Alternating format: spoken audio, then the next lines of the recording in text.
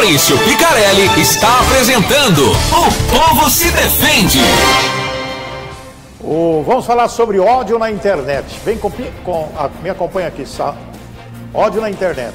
Pessoas, às vezes, eu tenho visto muito, Facebook de pessoas denegrindo imagens de pessoas, falando mal disso, falando mal daquilo. Será que isso pode? Será que realmente existe legislação na qual as pessoas podem ser punidas por isso? Será que cabe indenização? Podemos falar sobre racismo, sobre preconceito, uma série de situações. Hoje eu convidei para a gente discutir, temos reportagens importantes para mostrar hoje no programa. A Giovana Simioli, que é publicitária, e passa o microfone, doutor, para ela, que é publicitária. Publicitária. Blogueira também, não mexe com esse negócio? Eu treino blogueiros. Treina blogueiros. Eu sou publicitária há 17 anos, estudiosa das redes sociais há 10. 10 anos. Exato. E o doutor Giovanni Rodrigo Preza. É Preza mesmo? Exato. Rodrigo Preza, que é um advogado especialista nessa área também, né, doutor? Isso. Qual é a especialização do senhor? Bom, eu atuo na área criminal, sou especialista... Na área criminal, especialista nesse negócio virtual. Na área criminal e tenho experiência também na área civil, nessa questão de responsabilidade civil. Muito bem. Então, deixa eu mostrar primeiro a reportagem, para que os nossos convidados possam observar o que nós vamos mostrar e discutir sobre esses assuntos que nós vamos mostrar aqui. Colocar, por favor, na tela.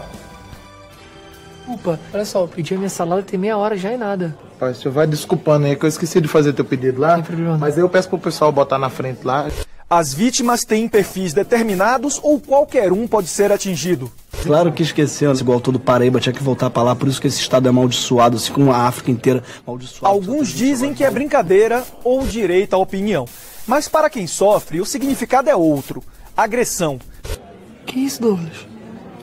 Tá maluco? Desculpa, achei que eu tava comentando na internet. Perdão, amigo, vê uma água, então. Quem dissemina discurso de ódio e cyberbullying pode até se sentir protegido pelo computador, por não estar frente a frente com a vítima. Mas qual a diferença do mundo virtual para o mundo real? Quais as consequências de um comentário depreciativo postado numa rede social? E o que crianças e adolescentes estão aprendendo sobre o que é liberdade de expressão? Algumas pessoas têm a falsa percepção de que o ambiente virtual é uma terra sem lei, o que é um ledo engano. Aquilo que você faz na internet gera tanta responsabilidade como aquilo que você faz face a face, né? Na rua, por exemplo, na escola. Então, instruir as pessoas disso, os pais, educadores e os adolescentes, é fundamental para que eles saibam que aquele cuidado que eles têm quando eles estão na escola, quando eles estão numa festa, na casa de um amigo, eles também têm que ter no ambiente virtual. A internet, ela é muito também um reflexo da realidade. Um hater é uma pessoa que, sei lá, espalha ódio na internet. Isso que ela tá fazendo é quem ela é. Mas uma pessoa que cresceu no meio cultural, social, onde isso é banalizado, o próprio pai às vezes ri, né, de uma situação assim, quando a criança é pequena, ela observa, debocha do outro, estaciona o carro em qualquer lugar, distrata o garçom, sabe? Grita com a funcionária que faz a limpeza da casa, distrata as pessoas que têm tal característica. Tudo isso vai levando a pessoa a crescer com um sentimento de que, assim, e daí? What is it? Look, somebody figured out my password and they hacked my profile. How do you know? Look what they wrote, look at the status. I'm a naughty bad girl, someone should spank me. Antigamente, o computador ficava numa sala da família, num quarto em que as pessoas frequentavam, então era possível, de alguma forma, observar ali, né, onde que o adolescente estava navegando. Até essa ideia de navegar na internet é uma coisa já datada, né? A geração de hoje, ela está conectada e tudo que acontece na vida da pessoa, não existe mais fronteira, isso acontece tanto online quanto offline. Conexão à palma da mão. Segundo o Comitê Gestor da Internet, com a consolidação dos smartphones, o número de usuários com idades entre 9 e 17 anos que acessaram a internet por esse meio quadruplicou de 2012 a 2015 no Brasil. É importante que não se confunda a habilidade técnica com a maturidade para lidar com as situações que aparecem ali no ambiente virtual. Então, os pais e os educadores, eles têm mais maturidade, eles têm por responsabilidade, né, zelar pelo bem-estar desses adolescentes. Muito bem, nós verificamos alguns assuntos aí muito importantes a respeito de pessoas ofendendo, chamando de vagabundo, isso e aquilo. Isso a gente vê todo dia, toda hora. Se alguém posta um vídeo ou alguma coisa, ou faz um comentário que desagrada alguém, sempre tem aquelas pessoas que ofendem de tudo quanto é jeito, de tudo quanto é tipo. Doutor, é crime isso? O que é a pessoa que se sentir ofendida pelas redes sociais, em qualquer situação que ofendeu a sua moral e a sua família, é crime isso? O que a pessoa deve fazer? É crime previsto no Código Penal, são os crimes contra a honra, né? Pode-se considerar a difamação ou a injúria como constituintes desses crimes, né? A tipificação desses crimes. Em outros casos pode acontecer, inclusive, de uma ameaça por meio de redes sociais, o que também configura crime, o que também é passível de investigação, tanto pelo judiciário e também um processo de responsabilidade civil por conta das consequências. O senhor perguntou a respeito do que fazer. O que fazer o ideal é tomar providências o mais rápido possível. Imprimir a tela em que houve a ofensa e levar isso às autoridades o mais rápido possível. Por exemplo, exemplo da lavratura de um boletim de ocorrência, como forma a abrir uma persecução penal, da polícia poder ir atrás, poder saber a responsabilidade do autor dessa ofensa e ele poder ser responsabilizado por isso, responder um processo e ser responsabilizado por isso. E a polícia tem meios de descobrir, porque às vezes pode ser fake, pode ser falso, e a pessoa faz vários perfis falsos e xinga, e briga, e fala, detona. Exatamente. Também existe essa problemática. Muitas vezes sabe-se quem é o autor da ofensa, mas outras vezes não se sabe. Daí também é importante uma participação ativa da vítima, conforme a tentar achar a autoria, para poder alcançar a responsabilidade criminal dessa pessoa. Em casos em que seja um perfil fake, da mesma forma tem que ser levado ao conhecimento das autoridades para ser aberta uma investigação, para que provedores desse perfil também cancelem o perfil, consigam reprimir esse tipo de prática, entendeu? Existe também a atividade dos robôs, né, dos perfis robôs, em que comete-se todo tipo de arbitrariedade sem existir uma pessoa específica. Mas para esses casos também deve existir um tipo de reprimenda, como eu falei, de suspender e cancelar esse perfil. Giovana, o que você orienta aos blogueiros aí? Porque tem muito blogueiro aí que gosta de falar mal de todo mundo. Exato. Tem blogueiro aí que existe, né?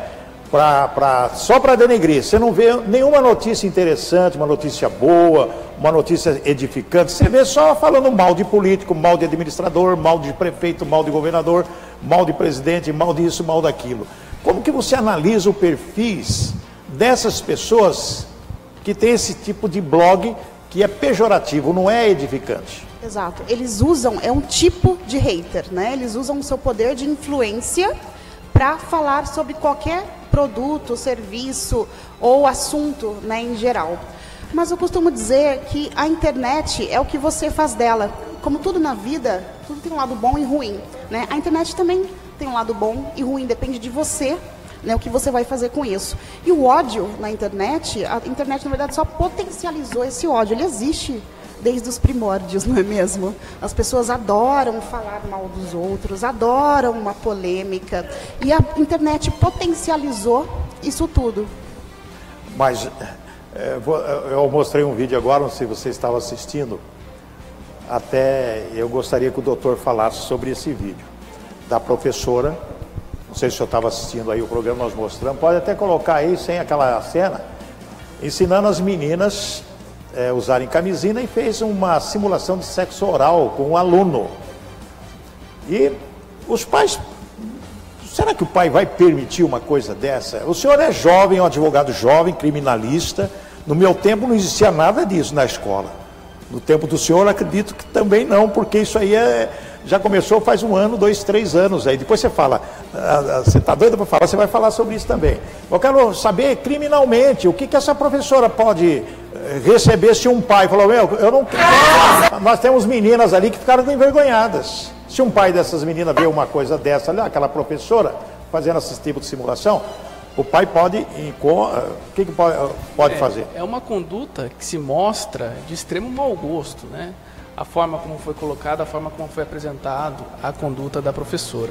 A primeira questão a ser avaliada é a responsabilidade dela perante a escola, né? Eu acho que esse é o principal ponto a ser analisado, que deve-se abrir algum tipo de investigação, algum tipo de sindicância, algum tipo de processo interno, como forma a averiguar a responsabilidade dessa professora, né? No campo criminal, o pai que se sentir ofendido pode também levar ao conhecimento da autoridade policial esse tipo de conduta, o que também não prejudica o ajuizamento de uma ação civil, por responsabilidade civil, para ressarcimento de algum dano moral, a exemplo de alguma das meninas que se sentiram constrangidas com esse tipo de situação. Vários elementos existem, vários mecanismos existem para que exista algum tipo de consequência em relação a esse fato. Giovana, o que você acha disso aí, dessa cena aí? Você como blogueira, instrutora de blogueira, você é psicóloga? Não, sou publicitária. Publicitária, exato. Tá. Mas a minha especialidade, na verdade, é empresas. A empresa. Né? Tá. Eu tenho clientes. O que você acha dessa simulação aí, dessa professora com os alunos lá? Pois é, a gente fala aí também de sexo, né, que é algo que o brasileiro, acaba sempre acabando nesse assunto, né? E é tão polêmico, enfim, mas envolve jovens, crianças, e falando em crianças, né? As crianças todas com fácil acesso, né, na palma da sua mão a esse universo todo, até a gente que estuda muito sobre isso, é meio desesperador. Né? Na nossa época, na minha época de faculdade, não tinha internet nem celular. E hoje as crianças já nascem com isso tudo. Então, assim, o que elas podem fazer com isso depende de um trabalho nosso, de culturalizar esse fenômeno, né, da internet, que há quase 15 anos ela revolucionou absolutamente tudo. Né? A comunicação, a economia.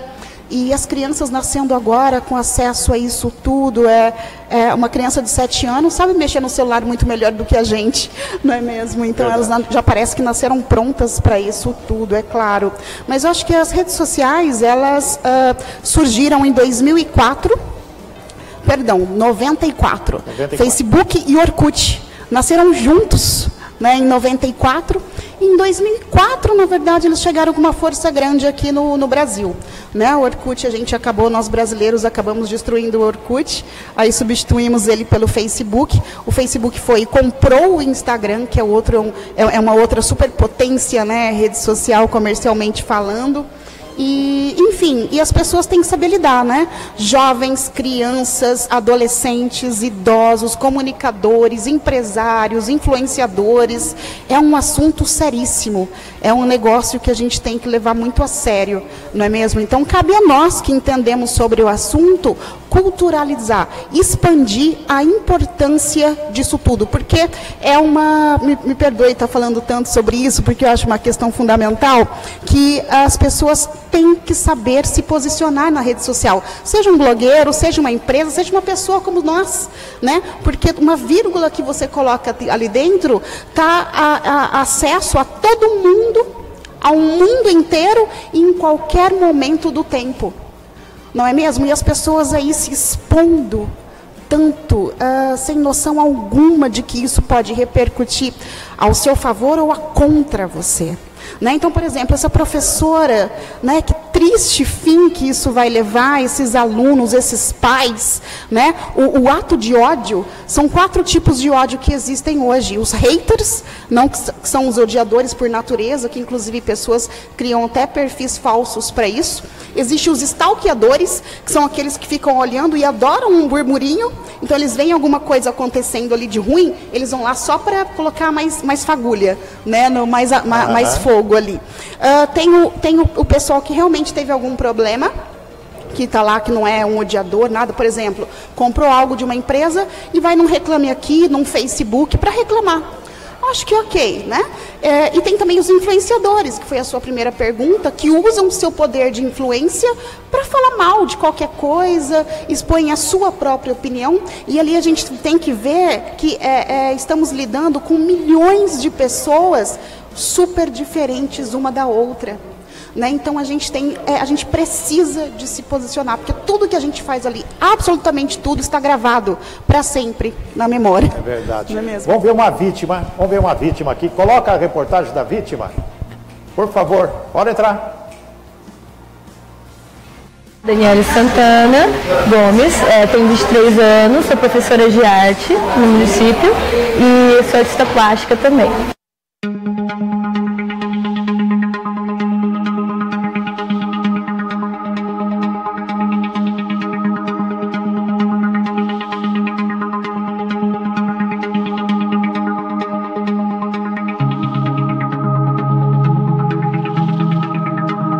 A repercussão foi tamanha que todos os ataques, todas as formas de denegrir a imagem ou de fazer simplesmente uma assédio moral foram tidas em vários âmbitos, né? Não chegou, claro, a agressão física.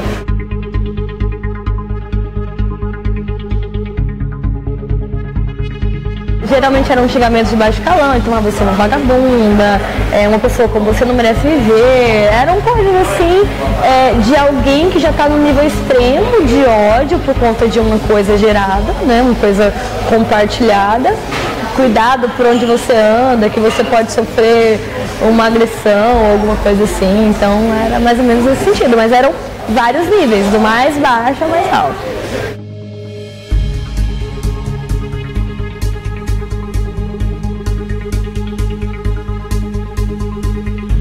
E depois disso tudo, ela fez a matéria com o seguinte título: professora diz que todo gordinho, aliás, professora gordofóbica diz que todo gordinho é feio e doente. A partir de uma denúncia de uma certa pessoa que provavelmente me conhecia, porque mesmo meu perfil sendo público, as pessoas em volta são pessoas de ciclos conhecidos. Então não era um desconhecido que lá se incomodou.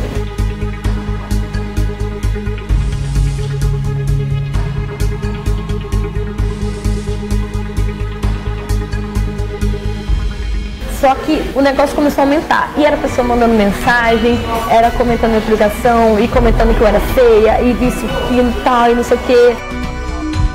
Depois eu quis levar isso pra frente, no sentido judicial, eu cheguei a printar mais de 400 publicações denegrindo. Mais de 400. De mensagens, eu não faço ideia. Essa moça publicou no seu Face um comentário dela própria sobre gordos. Para que ela fez isso? Ela foi liquidada.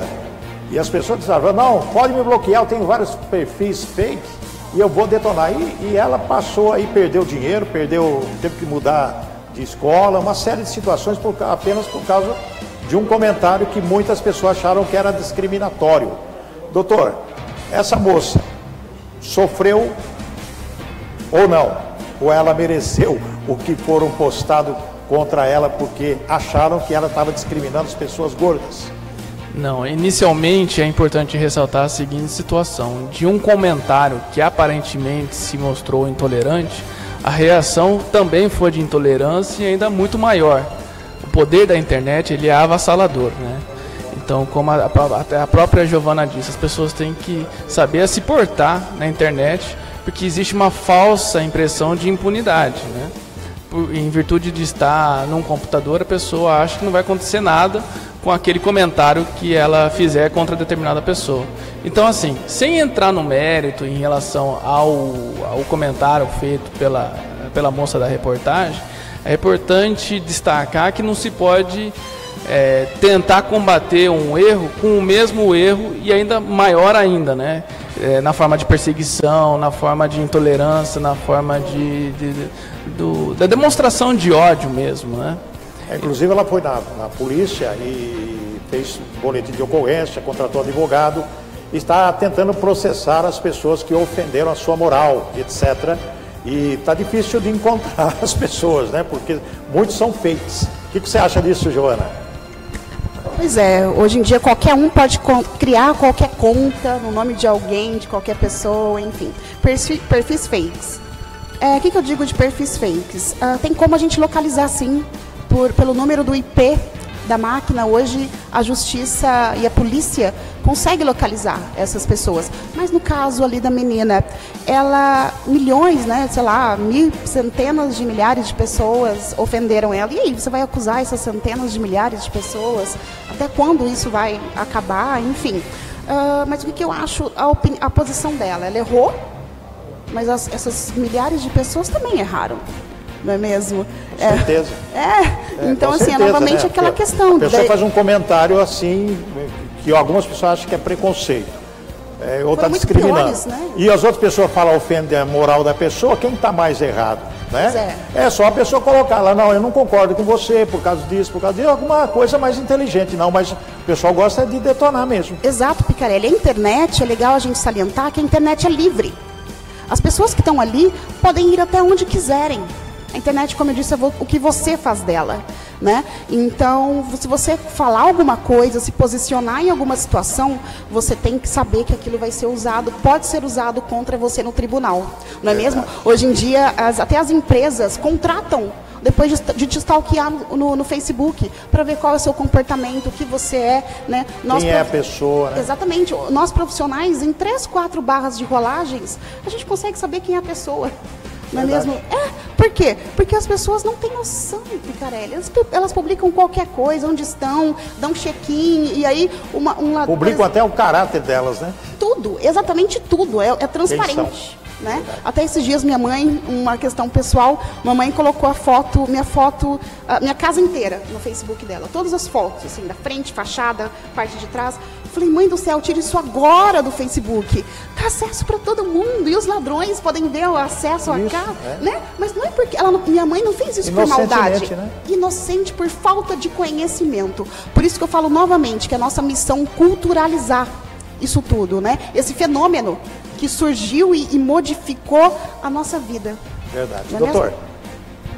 Eu gostaria de destacar 2 aspectos também, os quais são o seguinte. O primeiro é que muitas pessoas elas confundem liberdade de expressão com o direito, a liberdade de falar qualquer tipo de coisa, inclusive cometer crimes contra a honra. Não é essa a situação. A liberdade de expressão é um direito fundamental previsto no artigo 5º da Constituição Federal, mas não é um direito absoluto. A pessoa, sob o pretexto de ter a liberdade de se expressar, ela não pode sair falando qualquer tipo de barbaridade, qualquer tipo de absurdo, e principalmente ofendendo o próximo, né?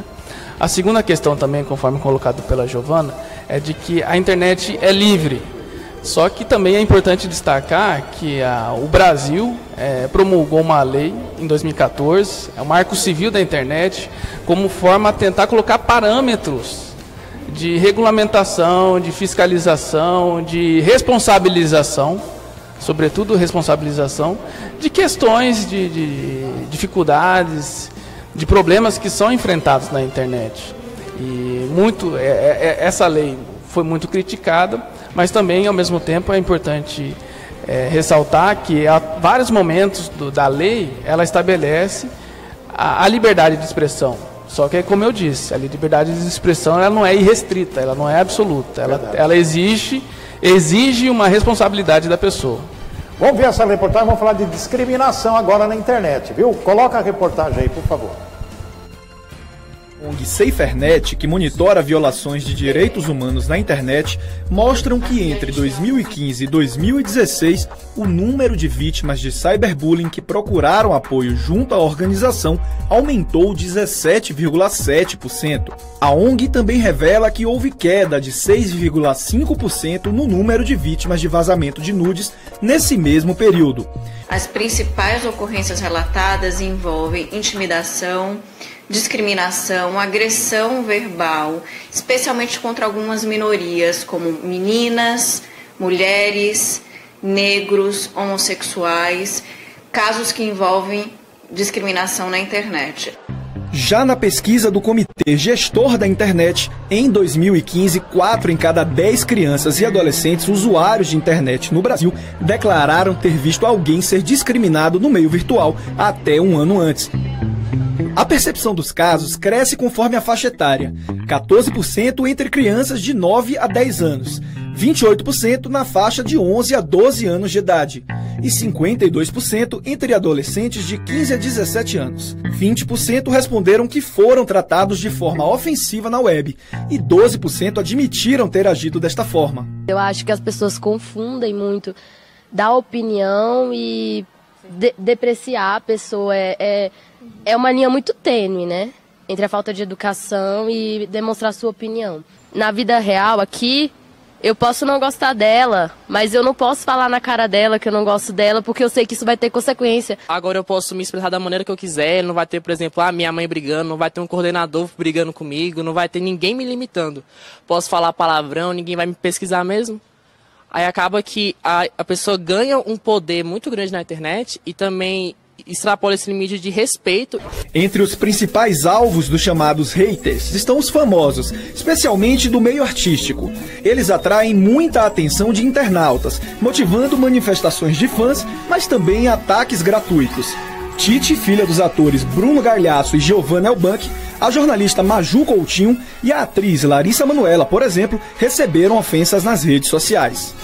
O ambiente da internet, por permitir mais a expressão de opinião e garantir um cenário de expressão maior, permitiu que certos comportamentos e certas opiniões que estavam um pouco escondidas na sociedade fossem expostas nesse ambiente que consegue chegar a tanta gente em tão pouco tempo. Por mais que ela esteja sozinha lá no computador dela, tem um monte de gente que vai curtir aquelas bobagens que ela está postando, né? Eu tô pertencendo a um grupo, mesmo seja um grupo que adore racismo, que adore preconceito, que adore zoar com quem está doente, mas é um grupo que está ali com ela. Na rua, não necessariamente ela vai ter isso, né? Então, assim, para violência acontecer, e você pode reparar que violências, assim, muito extremas, em geral, são em dupla, em trio ou em grupo, tem que ter um conjunto para a pessoa se sentir pertencida. Em 2015, foi sancionada a lei que instituiu um programa de combate ao bullying. O documento traz diversas classificações: verbal, moral, sexual, social, psicológica, física, material e inclusive virtual. Também decreta que é dever do estabelecimento de ensino, dos clubes e das agremiações recreativas assegurar medidas de conscientização, prevenção e combate à prática. Qualquer ambiente que convivam seres humanos é capaz de ser regulado pelo direito. Existem vários meios de identificar tudo que ocorreu na internet, até porque normalmente aquilo que se faz fica, a mensagem fica marcado, às vezes ao longo de muito tempo, por sinal. E então é um equívoco pensar que a internet é terra sem lei.